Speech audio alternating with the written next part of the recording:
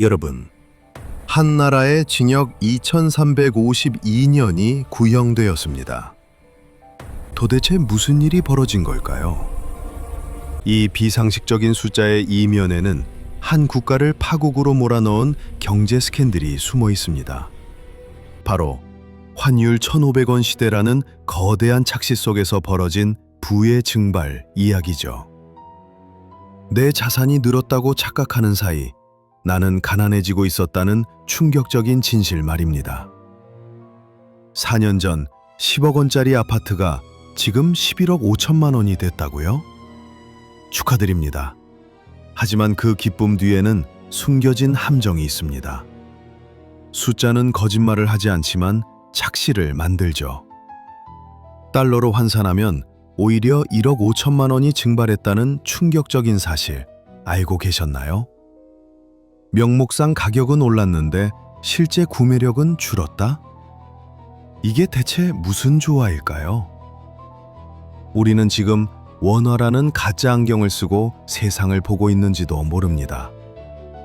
이 안경이 우리 눈을 가리는 동안 우리의 부는 소리 없이 증발하고 있었던 거죠. 그리고 이 비극 뒤에는 정부의 급격한 유동성 공급과 통화량 증가가 있었죠.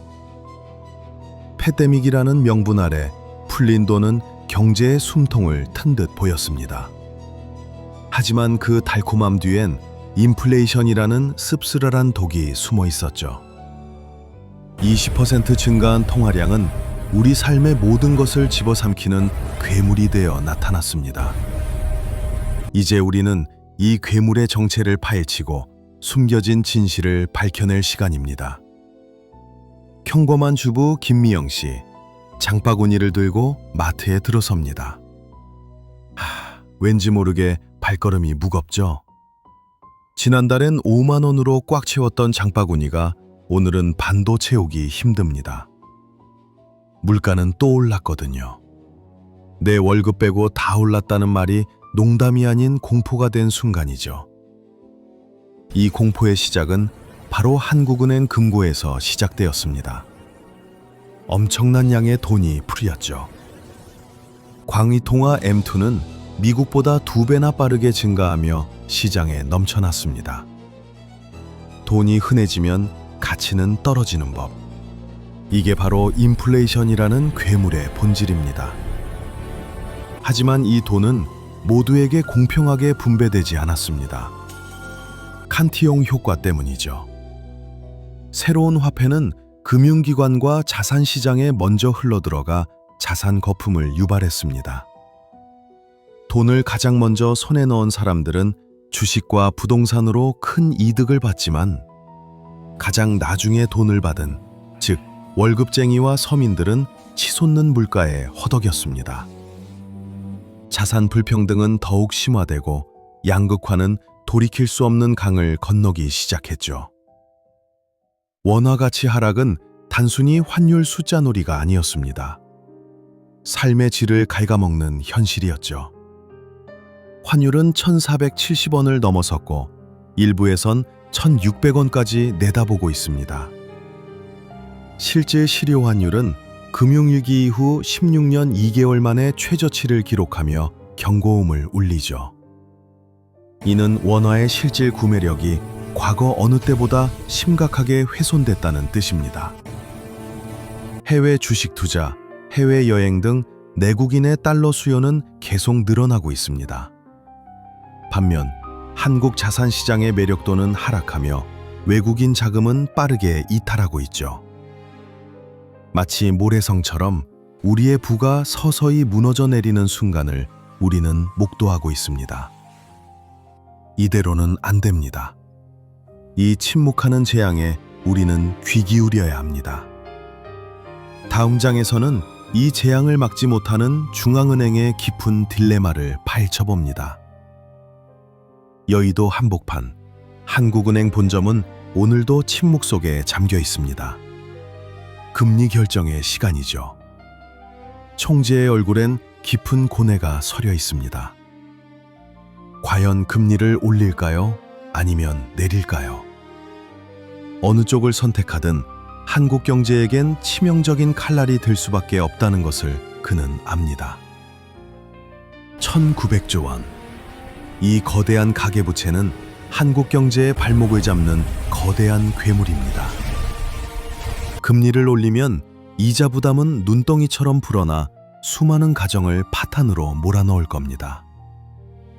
이미 간신히 버티던 자영업자 김 사장님은 가게 문을 닫아야 할지도 모릅니다. 반대로 금리를 내리면 원화 가치는 더 빠르게 추락하고 물가는 걷잡을 수 없이 치솟겠죠. 해외 자본은 더 매력적인 곳을 찾아 한국을 떠나갈 겁니다. 자본 유출에 쓰나미가 오겠죠. 이 진퇴양난의 상황에서 한국은행은 장기간 금리를 동결할 수밖에 없었습니다. 그것은 선택이 아니라 더 큰 재앙을 미루기 위한 고육지책이었을 뿐이죠. 원화 약세의 원인은 강달러 현상 때문만은 아닙니다. 우리 내부에도 문제가 있죠. 약한 수출 전망, 내국인의 해외 투자 증가, 그리고 한국 경제의 구조적 취약성. 이 모든 것이 원화의 가치를 깎아내리는 주범들이었습니다. 보이지 않는 침식처럼 말이죠. 정부와 언론은 이 심각성을 제대로 인지하지 못하거나 축소 보도하고 있다는 비판도 있죠. 환율 안정을 위한 정책 대응 시점이 너무 늦었다는 지적도 피할 수 없습니다. 골든타임을 놓친 대가는 고스란히 국민의 몫이 될 테니까요. 우리의 미래를 위한 질문, 이제 던져야 할 때입니다. 이대로 괜찮을까요? 다음 장에서는 과거의 성공 공식이 왜 지금은 통하지 않는지 파헤쳐 보겠습니다. 그리고 우리의 부가 어떻게 더 빨리 증가하고 있는지 그 숨겨진 진실을 찾아갈 겁니다. 잊지 마세요. 원화라는 가짜 안경을 벗어야만 진실이 보입니다. 과거 대한민국 경제의 성공 방정식은 늘 같았습니다. 고환율은 곧 수출 호황이었죠. 원화 가치가 낮아지면 우리 상품의 가격 경쟁력이 높아져 수출이 늘어나는 공식이었죠. 하지만 지금 그 공식은 더 이상 통하지 않습니다. 뉴노멀 시대가 도래한 겁니다. 이제 고환율은 수출 기업에게 유리하기는커녕 오히려 독이 되고 있습니다. 한국 산업 구조가 중간재 수입 의존도가 높고 무역 중심에서 벗어나고 있기 때문이죠. 수입 원자재 가격이 치솟으면서 중소기업 김 대표님은 밤잠을 설칩니다. 원가는 오르는데 납품 가격은 올리지 못하니 수익성은 악화될 수밖에 없거든요. 이것은 단순한 단기 변동이 아닙니다. 한국 경제의 구조적인 취약성을 드러내는 거죠. 저성장, 고령화, 그리고 주력 산업의 경쟁력 약화. 이 모든 것이 겹쳐진 결과입니다. 국가 신뢰도는 하락하고 외국인 투자자들은 한국을 떠나 새로운 보금자리를 찾습니다. 원화 기준으로 명목 GDP가 성장해도 환율 상승이 이를 압도하며 달러 가치는 줄어들죠. 이대로라면 GDP 2조 달러, 1인당 국민소득 4만 달러라는 목표는 요원해질 겁니다. 우리는 지금 과거의 성공에 갇혀 미래를 보지 못하고 있는 것은 아닐까요? 정부와 국민 모두가 원화라는 가짜 안경을 벗고 진짜 현실을 직시해야 할 때입니다. 단순한 환율 변동이 아니라 우리 경제의 체질 개선이 필요한 순간이 왔다는 경고죠. 다음 마지막 장에서는 이 모든 착시와 위기를 통합하여 진정한 통찰을 제시합니다. 우리가 써왔던 원화라는 가짜 안경을 벗어던질 시간입니다. 보이는 것이 전부가 아니었죠. 명목상의 부는 허상이었고 실질적인 부는 소리 없이 증발하고 있었습니다. 왜 우리는 몰랐을까요? 어쩌면 우리는 불편한 진실을 외면하고 싶었던 건지도 모릅니다. 하지만 이제 더 이상 외면할 수 없습니다. 시한폭탄의 타이머가 점점 빨라지고 있으니까요. 원화 가치 하락은 단순히 환율 그래프의 문제가 아닙니다. 우리 삶의 문제이죠. 식탁 물가, 주택담보대출 이자, 자녀 교육비. 모든 것이 위협받고 있습니다. 그럼 우리는 무엇을 해야 할까요? 첫째, 이 착시에서 벗어나야 합니다.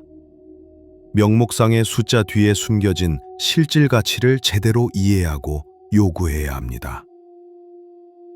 둘째, 정부는 근본적인 경제 체질 개선에 나서야 합니다. 늦었지만 지금이라도요. 단기적인 부양책은 더 큰 독이 될 뿐입니다. 구조적 문제를 직시해야 합니다. 셋째, 우리 스스로가 경제적 문해력을 높여 현명하게 자산을 지켜야 합니다.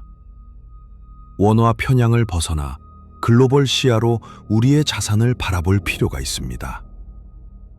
이것은 단순한 경제 이야기가 아닙니다. 우리 모두의 미래가 달린 생존의 문제죠.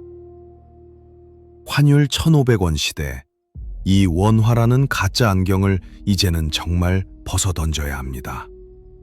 진실을 마주할 때 비로소 우리는 부의 증발을 막고 더 나은 미래를 만들 수 있을 겁니다.